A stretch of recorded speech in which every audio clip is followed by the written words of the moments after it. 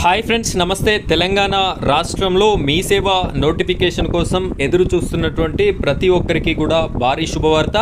మీ సేవ నోటిఫికేషన్ అయితే విడుదలవ్వడం జరిగింది. సొంత గ్రామంలోనే ఈ యొక్క మీ సేవా సెంటర్ని స్థాపించుకునేటటువంటి సువర్ణ అవకాశాన్ని తెలంగాణ రాష్ట్ర ప్రభుత్వం అయితే అందించడం జరుగుతుంది. ఈ వీడియోలో కావలసినటువంటి పూర్తి అర్హతలు ఏంటి, ఏ విధంగా అప్లికేషన్ చేసుకోవాలి అనేటటువంటి క్లారిటీ ఇన్ఫర్మేషన్ని మీకోసం నేను అందించడం జరుగుతుంది. వీడియో చూస్తున్నటువంటి ప్రతి ఒక్కరు కూడా వీడియోని లైక్ చేయండి. ఆ వెంటనే వచ్చేటటువంటి హైప్ పాయింట్స్ కూడా వీడియోకి ఇస్తారని కోరుకుంటున్నాను. ఇలాంటి లేటెస్ట్ అప్డేట్స్ మీకు నోటిఫికేషన్ రూపంలో రావాలి అనుకుంటే మన ఛానల్ని సబ్స్క్రైబ్ చేసుకోండి. పక్కనే బెల్ ఐకాన్ ఉంటుంది, దాని మీద ట్యాప్ చేసి ఆల్ అని సెలెక్ట్ చేసుకోండి. ఇప్పుడైతే మనం వీడియో టాపిక్లోకి వెళ్ళిపోదాం. వీడియోని కంటిన్యూ చేయండి. ఫ్రెండ్స్, ఇక్కడ గమనించండి, జీవో కాపీని కూడా నేను మీకోసం అయితే చూపించడం జరుగుతుంది. ఇక్కడ పత్రికా ప్రకటన చూసినట్టయితే నూతన మీ సేవా కేంద్రాల ఏర్పాటు కొరకు దరఖాస్తుల ఆహ్వానం అని చెప్పేసి మనకి కనిపిస్తుంది. ఇక్కడ 35 మీ సేవా సెంటర్ల కోసం అయితే అర్హులైనటువంటి అభ్యర్థుల నుండి దరఖాస్తులు స్వీకరించుట కొరకు నోటిఫికేషన్ విడుదల చేయనైనది అని చెప్పేసి మనకి ఇక్కడ కనిపిస్తుంది. ఇక్కడ క్లియర్గా చూసుకున్నట్టయితే ఆదిలాబాద్ జిల్లా నూతన మీ సేవా కేంద్రముల వివరములు. ఇప్పుడు నేను చెప్తున్నటువంటి ఇన్ఫర్మేషన్ ఆదిలాబాద్ జిల్లాకి సంబంధించినటువంటి ఇన్ఫర్మేషన్. మీరు ఏ జిల్లా ఇన్ఫర్మేషన్ కావాలి అనుకుంటున్నారో మీ యొక్క జిల్లా పేరుని కామెంట్ రూపంలో తెలియజేయండి. అదేవిధంగా ఖచ్చితంగా ఈ వీడియోని లైక్ చేసినట్టయితే మీ జిల్లా వివరాలు కూడా నేను ఇదే విధంగా వీడియో చేసి పెట్టడం అయితే జరుగుతుంది. ఇక్కడ మీరు క్లియర్గా చూసుకున్నట్టయితే ఆదిలాబాద్లో 2, ఆదిలాబాద్ రూరల్లో 2, బేలలో 3, నేరడిగొండలో 4, బౌత్లో 2, తాంసీలో 1, గుడిహత్నూర్లో 3, ఇచ్చోడలో 1, ఇంద్రవెల్లిలో 1, ఉట్నూరులో 1, సాత్నాలలో 2, బోరజ్లో 3, తలమడుగు 4, భీంపూర్లో 2, గాదిగూడలో 1, నార్నూర్లో 2, మావలలో 1, మొత్తం 35 సెంటర్లు కొత్తగా ఏర్పాటు చేసుకోవడానికి అవకాశం ఉన్నట్టుగా జిల్లా కలెక్టర్ అండ్ మెజిస్ట్రేట్ ఆదిలాబాద్ నుండి అయితే ఈ యొక్క నోటిఫికేషన్ అయితే మనకి రిలీజ్ అవ్వడం అయితే జరిగింది. ఇక్కడ అటెస్టెడ్ సైన్ కూడా ఉంది, మీరైతే ఈ విషయాన్ని గమనించవచ్చు. అయితే అర్హతలు ఏంటి, ఏ విధంగా అప్లికేషన్ చేసుకోవాలో చెప్తాను. వీడియోని కంటిన్యూ చేయండి. ఫ్రెండ్స్, ఇక్కడ దరఖాస్తు చేయు విధానం చూసుకున్నట్లయితే దరఖాస్తులు సమర్పించు తేదీ 13/4/2026 ఉదయం 10:30 నుండి తేదీ 27/4/2026 సాయంత్రం 5 గంటల లోపు కార్యాలయము పని దినాలలో మాత్రమే.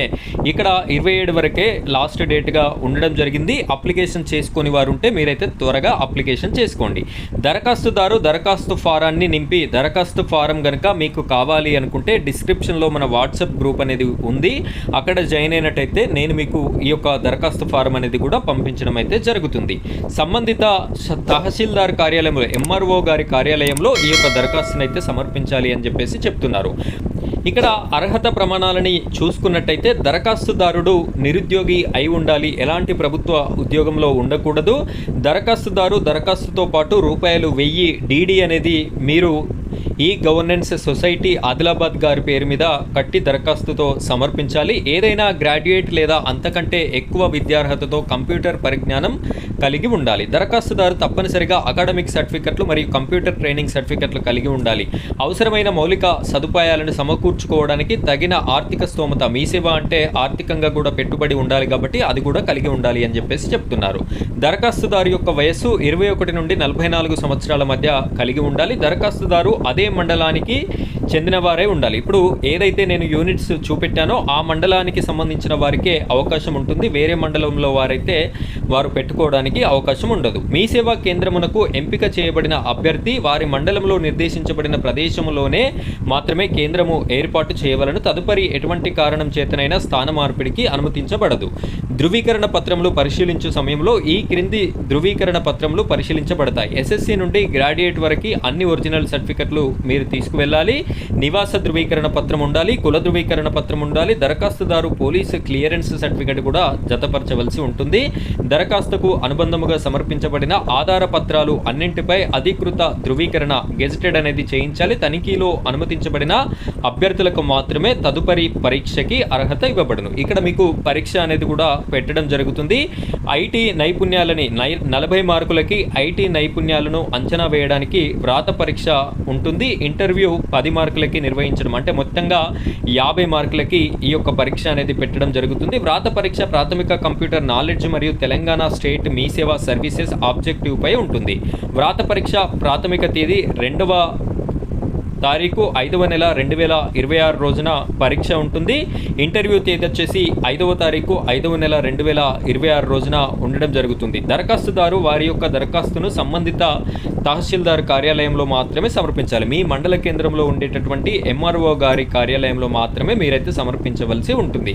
సో ఈ విధంగా కొత్త మీ సేవా సెంటర్ల కోసం అప్లికేషన్ చేసుకోవాలి అనుకునేటటువంటి ప్రతి ఒక్కరు కూడా ఈ విధంగా మీరైతే అప్లికేషన్ చేసుకొని కొత్త మీ సేవా సెంటర్ని పొందుతారు అని చెప్పేసి ఆశిస్తున్నాను. ఈ వీడియో మీకు ఉపయోగపడినట్టయితే ఖచ్చితంగా వీడియోని లైక్ చేసి మరో 10 మందికి షేర్ చేస్తారు అని చెప్పేసి కోరుకుంటున్నాను. Thank you friends, thank you very much.